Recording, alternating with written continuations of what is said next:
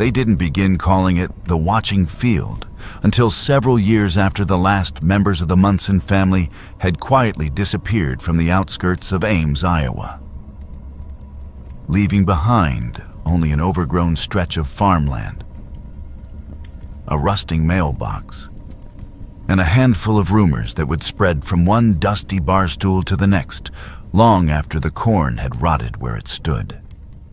In the autumn of 2010, the Munson property was, by all accounts, unremarkable. A square, 40-acre parcel of hard-earned Midwest soil, bordered by cracked fences and lined with rows of high, yellowing corn that stretched in uniform rows so precisely maintained that even a light breeze seemed afraid to misalign them. The land belonged to Harold Munson, a man whose entire identity had been shaped by the quiet discipline of agriculture and the slow, seasonal rhythm of farming life. The kind of man who measured time not by clocks or calendars, but by the weight of a sunrise, the humidity of the air, or the subtle change in how the soil shifted beneath his boots. Harold had been a widower for several years by then, left to manage the property with the help of his 17-year-old son, Jacob. A tall, wiry teenager with a sharp mind, an impatient streak, and a growing disdain for what he saw as a life of confinement in the middle of nowhere. Their relationship, while not overtly strained, had grown increasingly defined by silence and distance, not from a lack of affection, but from the unspoken weight of years spent grieving differently under the same roof, and from the inevitable friction between a man rooted in the past and a boy desperate to escape it. The first signs that something was wrong came quietly, almost politely, the way disturbances often do in places where people are taught to mind their business and keep their voices low. Harold began to notice that the motion-activated floodlights he had installed around the barn were triggering several times a night, not once or twice, but with such regularity that he began waking up before they went off, as if his body had started anticipating them. Initially, he assumed raccoons or wandering deer were to blame, and after finding no damage to the feed bins or chicken coop, he tried to dismiss it as just another nuisance of rural living. However, night after night, when he stepped out onto the porch, flashlight in hand and breath forming pale clouds in the cold, he was met with nothing but the soft rustle of the wind and the quiet, breathless stillness of the cornfield staring back at him. It wasn't until late September that the spirals began to appear.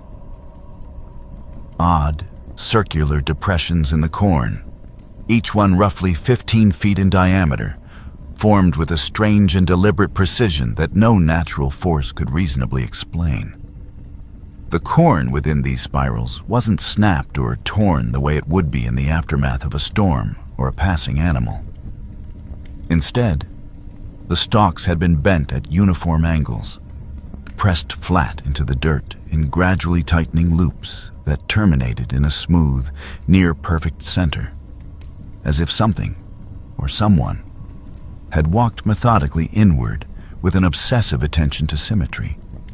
Over the following weeks, more of these formations emerged in different sections of the property, always at night, always appearing fully formed by morning. With no tire tracks, no boot prints, no signs of intrusion or escape. Although Harold was never one to run to authorities, he eventually made a quiet visit to the county sheriff's office, bringing with him a series of grainy photographs he had taken of the spirals from various angles. The deputy he spoke with listened patiently and promised to send someone out for a quick inspection, more as a courtesy than a serious investigation. A few days later, a lone officer walked the field, made a few notes, took no samples, and filed no report, unofficially suggesting that local teenagers had likely trespassed onto the land to pull a prank, or that perhaps Harold's concerns were being amplified by stress, isolation, or age. Unsatisfied and increasingly uneasy, Harold took it upon himself to install several trail cameras throughout the property, focusing on the areas where the spirals had consistently appeared. The cameras, which used infrared sensors to capture movement at night, remained mostly uneventful for the first week, producing only blurry images of swaying stalks and distant insects flashing against the lens. However, during the early hours of October 29th, one of the westernmost cameras recorded a sequence of images that would change Harold's understanding of what he was dealing with, and would ultimately mark the beginning of the end for everything he knew. The first photograph in the sequence was uneventful. A standard view of the Rose, empty and windless, bathed in the washed-out glow of moonlight. In the second frame, however, something new appeared. A tall, human-like figure positioned just beyond the stalks, standing so still that at first glance it looked like a trick of the camera or a shadow cast by the corn itself. The next image showed the same figure again, now noticeably closer to the lens, but still perfectly motionless. Its posture stiff and unnatural, its limbs unusually long and narrow, lacking the proportions of a normal human body. Over the next 3 frames, more of these figures appeared, not walking or moving through the field in a way that made sense, but simply appearing, frame by frame, always closer to the camera, never caught in transition. Their faces, if they had any, were obscured by darkness, and the only detail that could be clearly seen were the eyes, or rather, the reflective spots where eyes should have been. Twin points of light that glared directly into the camera with an animalistic glow that shouldn't have existed in any human subject. In the final photograph, taken just before 3 a.m., the field was once again empty. Whatever had been there, if anything had ever been there at all, was gone.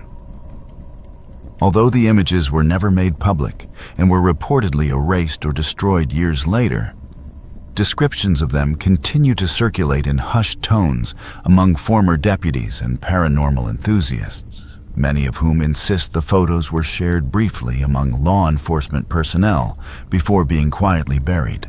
Harold, for his part, stopped showing the photos to anyone after the first week and became increasingly withdrawn in the days that followed, refusing interviews and declining the sheriff's offer to reopen the case on his son's behalf once the spiral appeared again. This time, with something inside it. Jacob Munson was last seen shortly after 10 p.m. on the night of November 6th, 2010, when he reportedly left the house carrying a flashlight and a windbreaker, muttering something vague about putting the whole thing to rest once and for all. He never returned. Harold waited for nearly 2 hours before stepping outside and calling his son's name, at first calmly, then with growing panic. By 1 a.m, he had searched the entire yard and driven the length of the field twice, with his truck's high beams cutting deep into the rows. At 1:18 a.m., he placed a call to the sheriff's office. That call marked the official beginning of the investigation and the unofficial end of Harold Munson's belief that his land or his life would ever return to normal. The search that followed was thorough and swift. By sunrise, deputies, local volunteers, and search dogs were on the property, combing every acre of the cornfield and the surrounding woodland. Helicopters circled overhead. Every building and outbuilding on the property was searched multiple times. But no trace of Jacob, no footprints, no broken stalks, no discarded clothing or blood was found anywhere on the property. The only thing recovered was his flashlight, discovered hours later by one of the K9 units resting quietly at the exact center of a newly formed spiral that had not existed the day before. The flashlight, still intact, still functional, was cold to the touch and bore no fingerprints other than Jacob's. After that, the investigation went cold. No leads emerged, no sightings were reported, no further evidence was found. Harold, hollowed by grief and dread, began letting the land fall into neglect. The fences were left unrepaired. The harvest was abandoned. By the following spring, the entire property had been listed for sale, and Harold was gone, having left the state without forwarding information, without contacting extended family, and without ever returning a single message left by the detectives assigned to his son's case.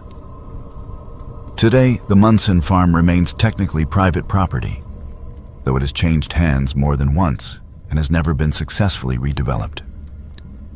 The land sits unworked, overgrown, and widely avoided.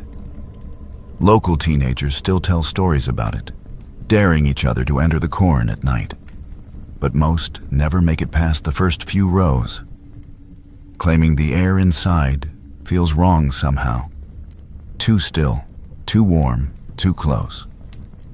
Some say they've seen shapes between the stalks. Others say they've heard breathing that wasn't their own. No one has ever gone missing again, but no one stays long either. What happened to Jacob Munson remains unsolved. Officially, it is considered a cold case, listed as a disappearance without evidence of foul play, without a suspect, and without resolution. Unofficially, the story has become something else entirely. Not just a local tragedy, but a legend whispered between those who remember the photographs, the spirals, and the silence that followed. Whatever the truth may be, the field remains. Tall, silent, and waiting. Its rows as perfect as they ever were, hiding whatever secrets still live beneath them.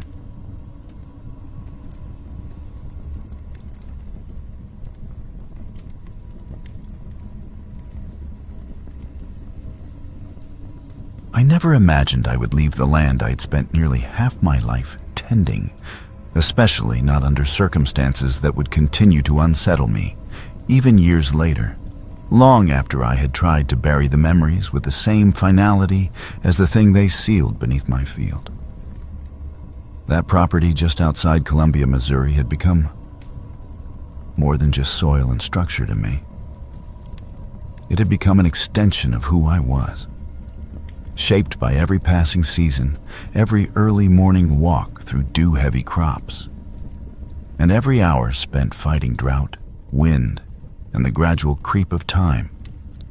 The air there, particularly in the early hours before sunrise, always carried the scent of wet earth and new growth, and the silence that hung over the fields before the world woke up had always felt peaceful to me, like the calm breath of the land itself. Until, without warning, it changed. It was sometime in late June of 2002, during one of those muggy Missouri summers when the heat never quite lets go even after sundown.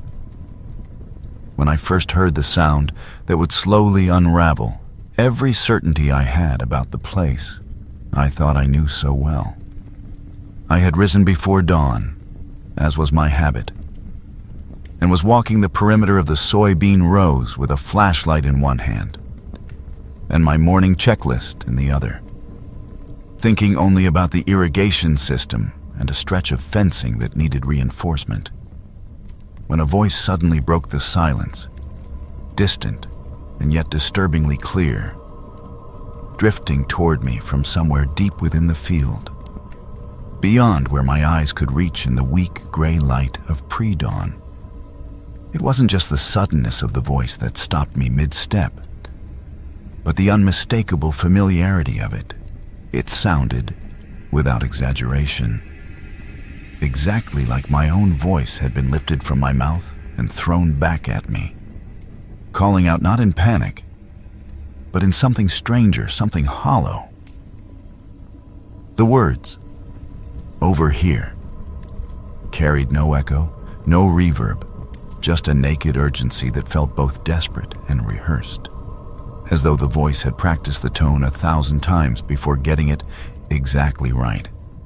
I stood motionless for several moments, scanning the rows and trying to determine if someone had wandered onto my property or if the sound had simply carried from some distant radio.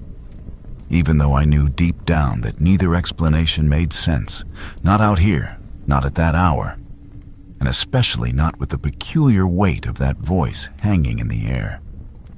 Then the voice called again. "I'm stuck." And this time, there was no room for doubt or rationalization, because not only was it undeniably my voice again, but it carried the specific rhythm and tone I unconsciously used whenever I stubbed my toe or dropped something heavy.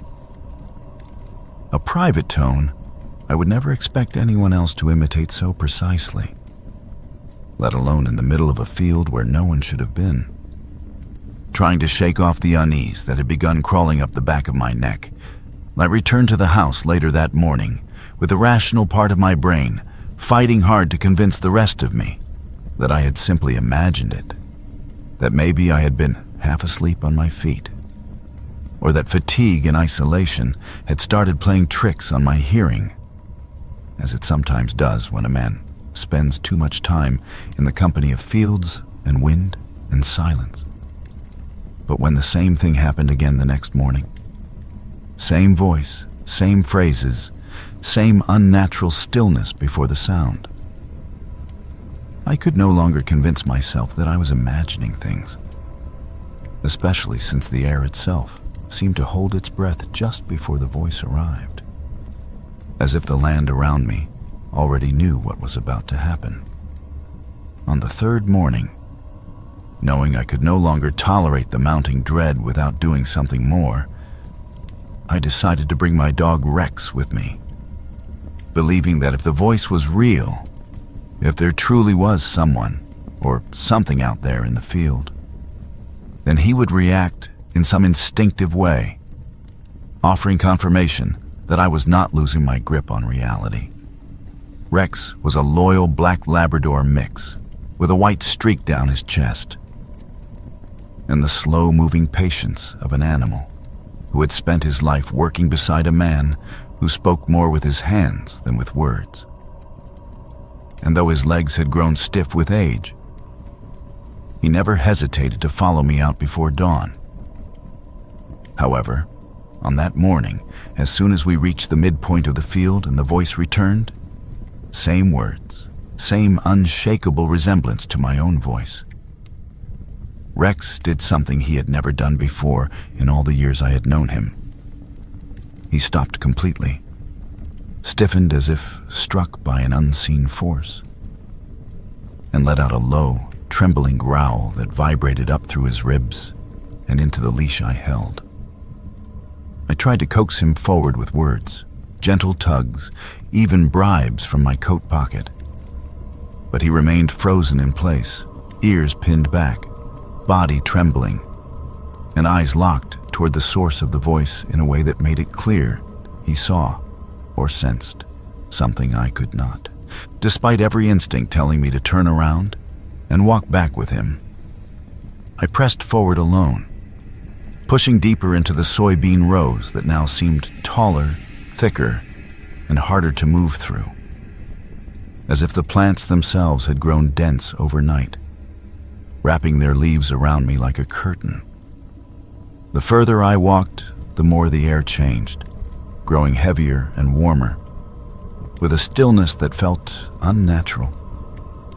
And when I finally emerged into the clearing at the heart of the field, I realized I was standing in a space that shouldn't have existed. A small, perfect circle devoid of life. The soil beneath my boots was bone-dry, brittle, and gray, in sharp contrast to the lush rows surrounding it. At the very center of this clearing was a well, old and crumbling, its stone ring partially obscured by weeds that had grown up and died back around it without ever spreading beyond that confined circle.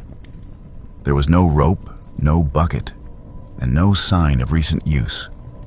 Only an open shaft dropping into darkness, unguarded and quiet. The sight of it froze me, not because of its appearance, which was unremarkable in and of itself, but because I knew it had never been there before. Not in all the years I had worked that field. Not in any of the planting maps I kept. Not even in the satellite images I had once ordered during a particularly bad flood season. I returned to the house without looking back and called the county, reporting the existence of what I described as an unregistered well shaft in the middle of my property. And within a few days, a team was dispatched. 2 deputies, a field technician, and a local safety inspector, who arrived with a camera rig and measuring equipment. I kept my distance as they lowered the rig into the well, watching the feed on a small screen as the light descended slowly down the old brick walls, revealing layers of moisture-stained stone and a disturbing series of marks etched into the sides. Long, irregular scratches that spiraled downward like claw marks, as if something or someone had attempted to climb its way out over and over again with bloody fingernails or worse. At about 12 feet down, the camera stopped abruptly, revealing a small, scuffed portable cassette recorder wedged into a crumbling ledge. When they retrieved the device and rewound the tape, the sound that came out of the tiny speaker made my skin crawl and my stomach twist with a cold weight I have never been able to shake. "Over here," the voice said, followed by a pause, and then, "I'm stuck," repeating again and again in an endless loop, warbled and distorted, but unmistakably mine. Not just in tone, but in cadence, in the barely audible rasp I had developed over years of breathing in dust and farm air, in the tired drawl of a man who never spoke more than he needed to. I had never owned a recorder like that, never made such a tape, never had any reason to stage something so bizarre. And yet there it was, speaking with my voice from the bottom of a well that wasn't supposed to exist, in the middle of a clearing that had somehow appeared inside a field I planted by hand each year. The well was sealed within the week, filled with concrete and covered over as if that might erase its presence. But I knew then that what had been unearthed was not simply a hazard or an old forgotten structure. It was something older, something wrong, something that didn't care about soil reports or government tape. The voice didn't stop after the well was sealed. It changed location, returning not from the field this time, but from the dense line of trees behind my house. First as a whisper, then louder, until it began to move, appearing near the barn one night, beneath the porch another, sometimes just outside the kitchen window as I stood silently in the dark, too afraid to move, too afraid to even breathe. I recognized the words immediately. "Over here," followed by, "I'm stuck." But they no longer carried urgency. Instead, they had taken on a confidence that felt deliberate, as if whatever had been mimicking me had learned the pattern perfectly and was no longer asking for help, but waiting for me to listen. I left before the first frost, abandoning the land I had once believed would be mine until the day I died, packing my belongings in silence and leaving under a sky that looked unnaturally pale. I didn't tell the new owners about the well or the tape or the voice, and they never asked. I started a new life in Indiana, in a smaller house on flatter land, without fields, without barns, without anything that reminded me of what I had left behind.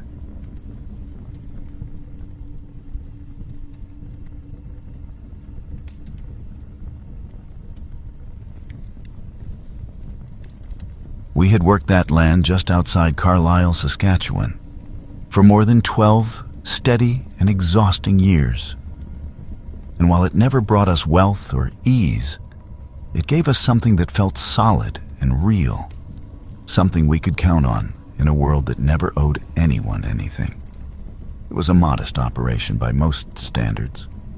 Wheat was our staple crop, with a bit of canola when the rotation made sense and the weather held out. And although it meant rising before the sun, and sometimes collapsing back into bed long after dark, it gave us a rhythm and a sense of purpose that neither of us ever questioned. We built our lives around those fields, learning every rise in the soil and every patch that held more moisture than it should. And for over a decade, that land gave back to us exactly what we put in. The first time something seemed out of place, it didn't register as serious at all. Just odd enough to make us stop and squint at it a little longer than usual. Paul and I had been out in the eastern field after breakfast, taking advantage of a rare stretch of dry weather to check for signs of early rust or burrowing insects.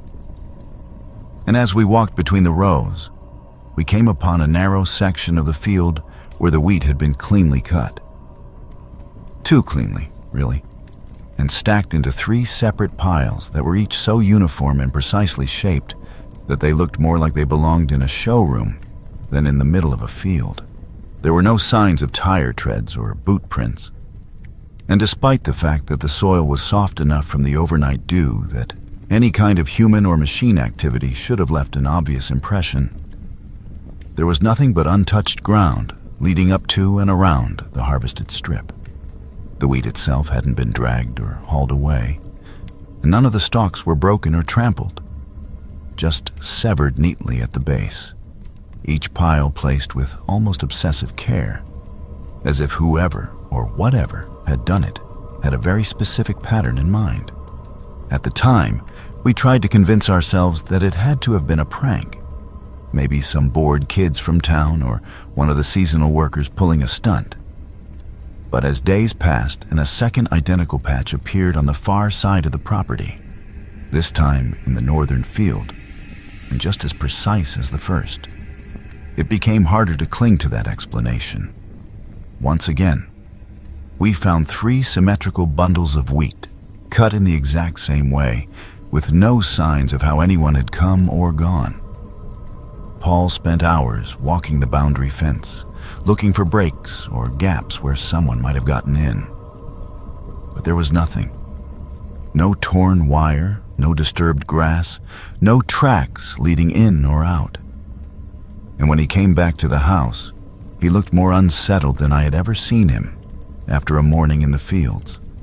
That night, he brought out one of our trail cameras, the kind we'd used the year before to keep an eye on the coyotes who'd been getting bold around the chickens.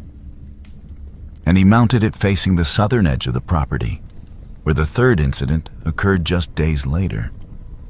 The camera, which was motion activated and had night vision capability, had always performed reliably, even in heavy rain and bitter cold. So we expected that this time we'd finally see something, some shape, some movement, anything that could explain the strange, quiet harvests. But when Paul retrieved the footage the next morning, the files for the hours between roughly 2:40 and 3:15 a.m. showed nothing but thick bands of static. No clear frames, no discernible figures, just a screen full of white noise that cut off sharply at the edges of that time window, with the footage before and after perfectly intact. He tried replacing the card and repositioning the camera, and we even installed a second one from the equipment shed on a different fence line. But each time, another section was cut down and stacked. The footage during those critical early morning hours came back the same, just snow, buzzing, and silent, as if whatever had come through had erased itself from the recording. By the time the 5th event happened, the whole atmosphere of the property had shifted in a way that was hard to define, though we both felt it. The cats, who normally roamed freely through the outbuildings and sometimes spent whole nights in the fields chasing mice and sleeping in the tall grass, began to retreat under the porch every evening, refusing to come out until the sun had been up for a good hour. The horses in the west pasture, who had always been calm and easy to handle, started spooking at nothing, turning their backs to the tree line and watching it with their ears flattened as if they were expecting something to emerge. Even the wind seemed to stop moving at night. There were no crickets, no owls, no movement in the tall stalks. Just an eerie, breathless quiet that settled over everything after sundown and didn't lift until morning. Paul, who had always taken pride in his calm and level-headed nature, began to change in small but noticeable ways. He stopped sleeping through the night and started pacing the floors between the porch and the barn, sometimes standing for long stretches just staring across the open fields, his shoulders tight and his face drawn in ways I hadn't seen before. Then, without warning or discussion, he dragged the old hunting blind out of the barn and set it up in the west field one evening, near the area where the most recent cut had occurred, taking with him his scoped rifle and a pair of binoculars that had belonged to his father. He told me quietly that he needed to see it with his own eyes, needed to be the one to witness whatever was happening out there, and that I should not wait up for him or come looking if he didn't return before dawn. I lay awake that entire night, curled up on the couch with the porch light on, my ears straining for any sound from the direction of the field, but hearing nothing at all. Just the same suffocating stillness that had settled over the property, like a fog. When the sky began to lighten and he still hadn't come inside, I pulled on my coat and walked out to the blind, heart thudding in my chest. I found him crouched exactly where he had been the night before, his hands still wrapped tightly around the rifle and binoculars, his back stiff and unmoving, and his eyes wide open and fixed on something that clearly was no longer there. He didn't react when I spoke his name, didn't look at me when I climbed up beside him, and it wasn't until I gently placed my hand on his shoulder that he blinked slowly, as though waking from a trance, and turned toward me with an expression I couldn't quite name. Shock, exhaustion, maybe fear, but deeper than any I had seen on his face before. He didn't speak for nearly 2 days after that, moving through the house like a man who had seen something he couldn't fully process. And when he finally did speak, his voice was flat and hollow as he described what he had seen during the early morning hours. He told me that a group of tall, cloaked figures had emerged from the tree line sometime around 3 a.m., their movements smooth and deliberate, their limbs long and draped in heavy gray fabric that didn't ripple or shift like normal clothing would. He said their faces were obscured, either by hoods or by some distortion he couldn't make sense of, and that each of them carried tools, long, narrow, silver instruments that didn't resemble any agricultural equipment he had ever seen. As he watched them move among the wheat, slicing through the stalks without making a sound, he realized he couldn't move his arms or lift the rifle or even call out. His body was frozen, completely unresponsive, though his mind remained alert and aware the entire time. He was forced to watch in silence as they worked, slicing and stacking the wheat into those same perfect 3 bundles, before vanishing back into the darkness without a sound, leaving no trace behind. He didn't elaborate beyond that and refused to answer any of my questions, simply stating that he had seen what he needed to see and that he would never speak of it again. The binoculars he had taken with him that night were left on the kitchen counter the next morning, and when I picked them up and looked through them, I discovered that while the outer glass appeared untouched and undamaged, The interior lenses had shattered in a perfect web of cracks, as though they had imploded from the inside out. I never asked him about that detail, and he never offered an explanation. Less than a week later, without another word spoken between us on the subject, we contacted a property broker in Regina and arranged to have the land sold to a commercial holding company. We left behind everything: the machinery, the tools, the remaining wheat standing in the fields, without so much as a backward glance, packed our essentials, and relocated to a small bungalow in Moose Jaw before the first snowfall. We never shared the full story with anyone.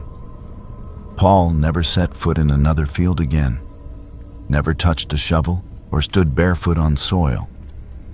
He avoids open spaces now, and sometimes, when the air turns still just after sunset, I see that same far-off look in his eyes, the one that tells me he's remembering something he wishes he could forget.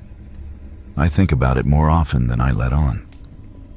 Those 3 piles, always 3, never disturbed by wind or weather, left behind like a signature or a message written in a language we were never meant to understand.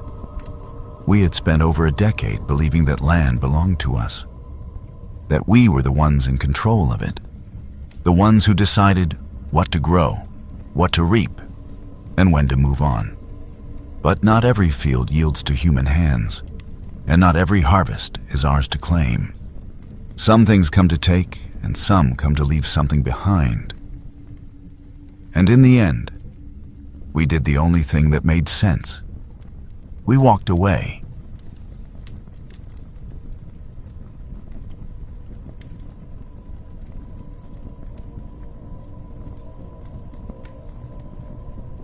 It had been late October of 2004, the kind of dusky, golden evening where the edges of everything, the fences, the trees, even the road itself, seemed softened by the sinking light.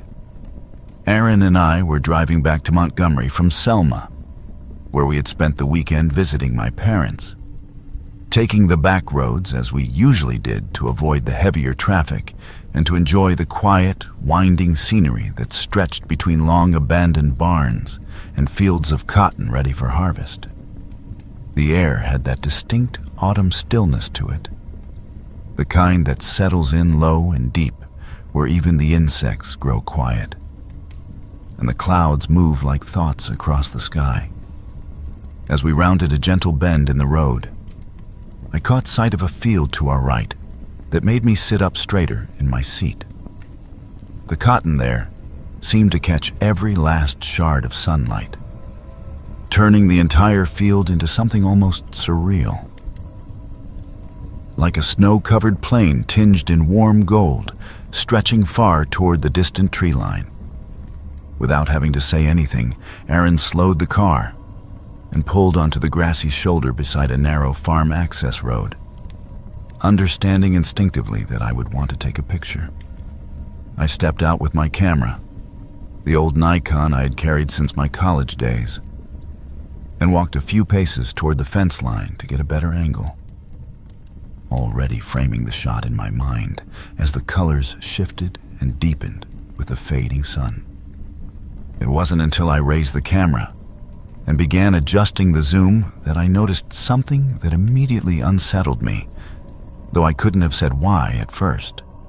There, not in the middle of the field but closer to the road than any scarecrow should have been, stood a figure that seemed out of place, not just in location, but in the way it held itself against the light and the land around it.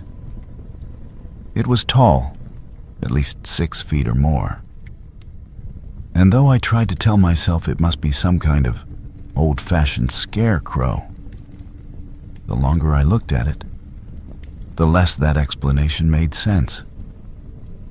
Unlike the traditional scarecrows I had grown up seeing, the figure was not mounted on a wooden cross or tethered by any visible support, nor did it sway or shift in the breeze the way the stalks of cotton around it did. Instead, it stood unnaturally rigid, its arms pressed stiffly at its sides, and its shoulders held at a width that seemed slightly too broad to be believable as a dummy. The posture wasn't theatrical or cartoonish. It was reserved, almost intentional, as though the figure had chosen to stand that way. Its proximity to the edge of the field also disturbed me. It was positioned too near to the road, closer than any farmer would logically place something meant to scare off birds, and angled in a way that felt, for lack of a better word, observant. I adjusted the camera's zoom to get a clearer look at the figure's face, expecting perhaps to see a loose burlap sack, maybe some stitched features or a straw hat perched crookedly on top. But what I saw instead made me pause, my finger hovering above the shutter. The head was indeed covered in burlap, but not in the casual or haphazard way that scarecrows are usually made. The fabric had been pulled tightly over what appeared to be the shape of a human skull, and beneath the stretched weave of the material, I could make out features that were far too defined to be artificial. The cheeks beneath the cloth had sunk inward unnaturally, as though dried out or desiccated. And the jaw, which should have formed a smooth arc, instead protruded at an off-kilter angle, as if it had been broken and left to heal incorrectly under the mask. Even more disturbing were the eyes, or rather, the holes where the eyes should have been. They were narrow and irregular, set unevenly apart, with one tilted higher than the other, and they gave the entire head a distorted, lopsided expression that looked far more like a mockery of a face than anything meant to resemble one. There was nothing humorous or whimsical about the figure. It looked neither like a Halloween decoration nor an attempt at art. It looked like something that had once known how to move. I slowly lowered the camera from my eye, half hoping that removing the lens from the equation would make the figure appear more mundane, more explainable when viewed directly. But the sight before me remained just as wrong. If anything, seeing it without the mediation of the viewfinder made the details more vivid and the sense of dread more immediate. The figure had not moved in any overt way, but its posture seemed different now, just slightly slouched to the side, as though it had shifted its weight between one foot and the other in the seconds I had looked away. There was no wind strong enough to push it, no slope steep enough to account for the lean. I realized I was holding my breath. Then, with a motion so controlled and precise that it shattered any remaining illusion of inanimacy, the figure tilted its head. It was not a dramatic movement. It did not turn to face me or lunge forward. Instead, the head merely angled to one side, as though it were studying me in return, as though it had noticed the camera and decided to pose. That slight tilt broke something in me, a quiet, internal understanding that I was not alone, that I had made a mistake by stepping closer, by looking too long, by acknowledging it in any way. I could not speak. My voice, had I tried to use it, would have cracked into nothing. I stood frozen with the camera in my hands, aware of how exposed we were on the roadside, how easy it would be for something to cross that field in minutes, seconds even, if it chose to. My legs finally responded when I felt Aaron's hand against my back, gently urging me toward the car. Whether he had seen the figure move or simply noticed the tension in my posture, I didn't know. But we moved quickly and deliberately back to the vehicle, saying nothing. My heart pounded so hard, I could hear it in my ears. The sky had already begun to dim further, casting long shadows across the road. Once we were back inside the car, Aaron pulled away without hesitation, not recklessly, but with a steady acceleration that made clear he no longer wished to remain near that place. I looked out the rear window as we rounded the bend, unable to stop myself from scanning the edge of the field for any sign that the figure had followed or vanished. But the landscape had returned to its former stillness, as though nothing had ever been there at all. That night, after several hours of silence and uneasy pacing, we called the local sheriff's department, not with the urgency of an emergency, but with the kind of unease that forces you to report something, even when you know you won't be believed. We described what we saw, gave the approximate location, and answered the dispatcher's questions as best we could. They promised to send someone out to investigate, though we could hear the polite skepticism in their voice. The following day, we received a call from a deputy who had visited the site we described. He informed us that the field was empty. There was no scarecrow present, no wooden frame or stand, and no evidence that anything had been placed or recently removed. However, he did find something he could not explain. A series of boot prints, large ones, spaced widely apart, had been discovered along the edge of the field near where our car had been parked. The prints had led away from the road, disappearing into a wooded area beyond the crops. He asked if we had taken a photograph. I confirmed that I had, but I didn't offer to send it. I kept the photo, though for several days I couldn't bring myself to look at it. When I finally did, I found that it was blurry, partly due to my shaking hands, partly due to the fading light, but the figure was unmistakable. Even through the distortion, the shape of the head, the tilt, the uneven slope of the shoulders were all visible. It didn't matter that the details were fuzzy. The wrongness remained. In the weeks that followed, whispers began to spread through the surrounding counties. They weren't reported in the newspapers or talked about on the radio. But the farmers and families who lived along those back roads began to exchange quiet stories about similar sightings. A man living several miles north said he had seen a tall figure standing on top of his fence post one night. Not perched like a bird, but balanced, unnaturally still, wrapped in dark fabric and watching his field without making a sound. A woman reported something outside her chicken coop at dawn, unmoving and head covered, standing between her shed and the woods.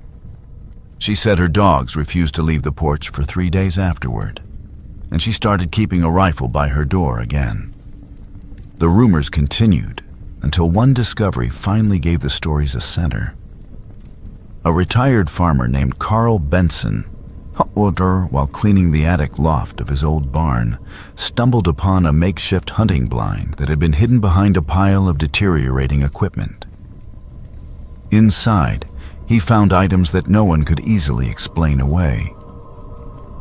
There were 3 handmade masks, 2 stitched from burlap, and one from something that looked like dried leather, all warped and deformed into grotesque approximations of faces. Alongside them were rusted blades, strange tools that didn't match any standard farm equipment, and an old wooden box filled with dozens of photographs. Each photograph had been taken from a distance, likely using a long lens.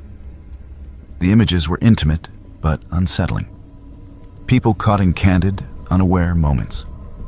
A mother hanging laundry, a boy riding his bicycle, a father repairing a fence. The locations varied, but all the photos had one thing in common. They had been taken from the fields, often behind bushes or rows of crops, clearly without the subject's knowledge. Authorities were able to identify many of the homes in the images. Every one of them was located within a 15-mile radius of where I had taken that picture. Despite the evidence, no suspect was ever identified. No arrests were made. Whatever or whoever had once stood in that field never appeared again.